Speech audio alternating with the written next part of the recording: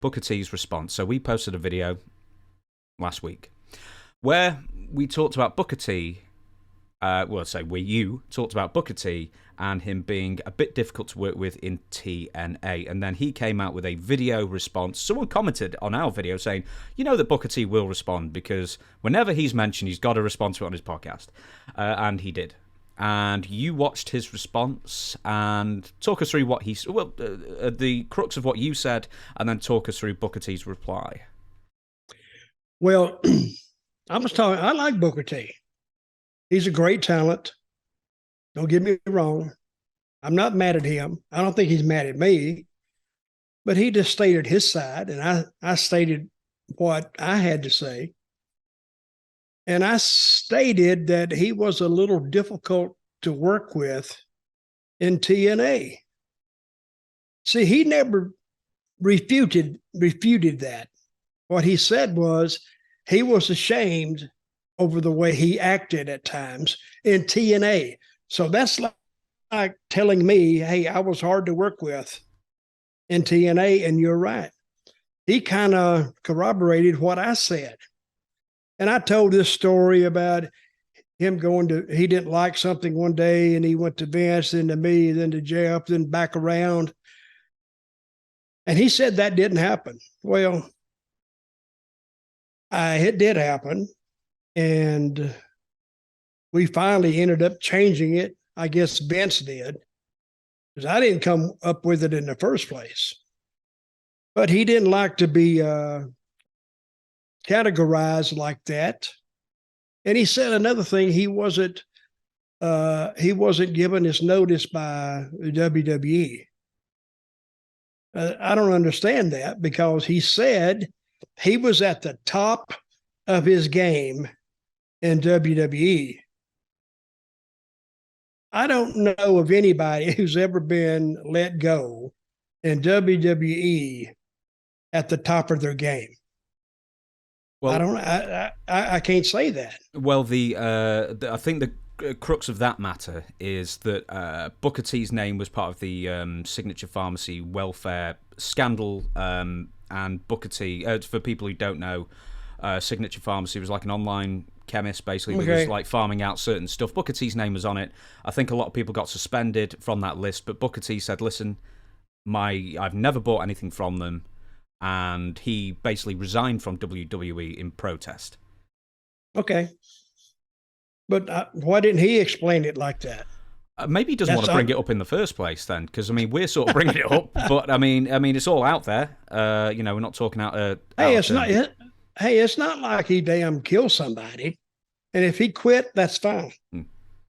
Now his statement makes more sense. He was at the top of his game, and he quit to save everybody a lot of trouble and hassle, and I salute him for that. But he came on. What I do like, Booker, is I want to thank you for doing a 25-minute interview about me and the podcast, because if it gets out, more people will know it. And I thank you a lot. I also thanked Ric Flair a while back, because he got the podcast out. People knew I had it. So, and Booker, if I said something wrong, I've apologized. I'm just apologize for it, because I heard it wrong, or you didn't tell me in the right way. Now, James, you're telling me, and now I understand it better.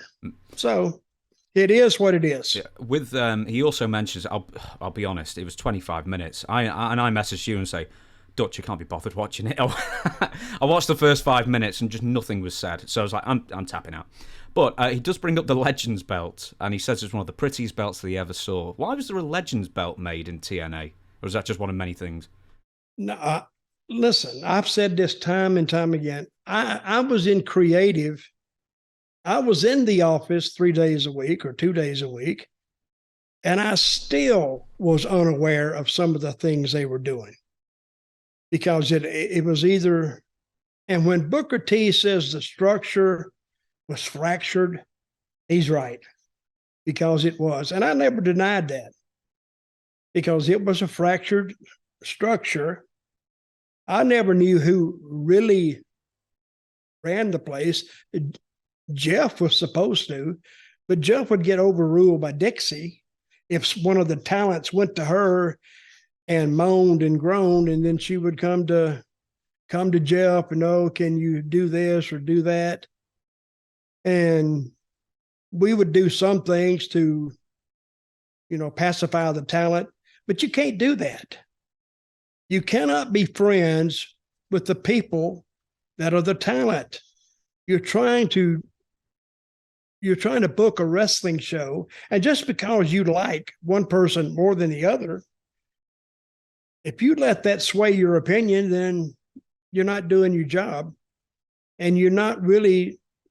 You're making an assumption on these two guys that one is better than the other one, or one needs to be pushed more than the other one. But the one that's not getting pushed, he may not like that, and he starts complaining, and it was a mess. It was a mess, and it was hard, really. I stayed there a long time. I stayed there 8 years, and I've made this comment before. I spent most of my time in catering, which is because that's where I'd go to hide out. If you look for me, if you go to catering, I'd be sitting in there. Not really, but I enjoyed my time there, and I didn't enjoy my time there.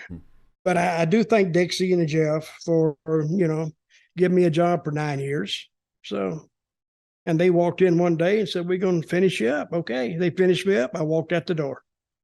And then you went back for a year much later, and then you spent another year in catering. Right. Actually, I tried to work this time, but still there is a thing to be said about age. And you reach a certain age, like I'm over 70, and I will agree with this. The younger talent, they look at you as old-fashioned. You don't know what you're talking about. Oh, you're forgetful. You're this. Well, I am forgetful. But the things that used to work in wrestling still work, as evidenced by the bloodline angle that they've been running for 3 years, and still hits stronger today than it was a year ago, because they use the old school philosophy. They took their time with it. They didn't get ahead of themselves. They had patience, and we're seeing what it's producing right now. Great story, probably the greatest story ever told in professional wrestling. Now, they've been great stories told, but not great stories that last like 3 years. Never. Maybe Bruno back in the 70s, because he held the belt about 8 years. He may have had some angles but I don't think his angles lasted that long either, at all. They kept changing their top heels.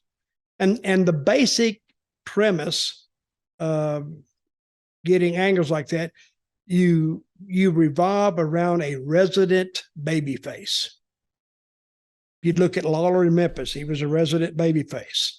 You look at Dusty in Florida, he was the resident babyface. Bruno, New York and Pennsylvania, the resident babyface. The Von Erichs in Texas, the resident babyfaces. And all you had to do as the booker is run those big badass heels in. Run them and just keep running them till you run out of them. And that's what they did. That's how wrestling used to work. You'd bring them in and you get them over, and then you throw them against your resident babyface, and 9 times out of 10, you draw money. Make sense? Yeah, absolutely. Absolutely. I mean, I messaged you this as well. It's I never, until I spoke to you, mentioned it to you recently, and I said, it never occurred to me until you told me that there was no like really long-term storylines in the territory days, because you didn't know if someone was going to show up or not next week. So you sort of just had to get the most out of them in a few weeks and then take it from there. Well, what it was, we didn't have contracts. And if a talent got pissed off, or his old lady left him, or hell, he wrecked his car, or any number of things, or he got arrested, any number of things could have happened. But this guy's not going to be there, and you just done this big angle with him, and all of a sudden he's gone. There's a story out of Florida.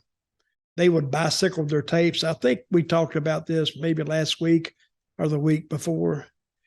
Let's say we would do in Florida, they would do the Tampa tape first.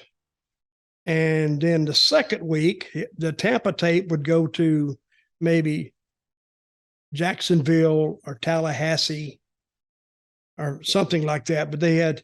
But Bobby Shane, he got killed in a plane crash. Didn't he get killed in Florida? Yes, I think so, yeah. This is the Austin Idol plane crash one, isn't it? I think so. Yeah. Bobby Shane died Tampa 1975. Mm-hmm. And some of the tapes, they would bicycle around, and the tape that played in Tampa would play, say, in Jacksonville the week after, and Tallahassee the week after that. But they actually had a deceased man on their tapes for like 3 weeks after he died. And I guess the people would look at it and say, oh, I don't think that it freaked them out, but I bet they said, oh, they made a mistake. Yeah, they did, because they didn't edit their tapes. But anyway, that's how the resident babyface angle works. And but WWE didn't even do that. They just took the same guy. They made a heel. He's the resident heel, and they ran baby faces by him. So actually, they did. They kind of tweaked the angle and just reversed it, but it still works. Make sense? Absolutely. See, when I explained something, I wanted to make sense, because people that listen to this, they said, "Well, yeah, that kind of makes sense," and they can look back and see exactly what I'm talking about. They never went too far that they couldn't back up and bring it back. Because I think they've done that before, and all of a sudden they'd bring it back. But when they bring it back, it was actually stronger than what it was before. Tremendous angle, tremendous.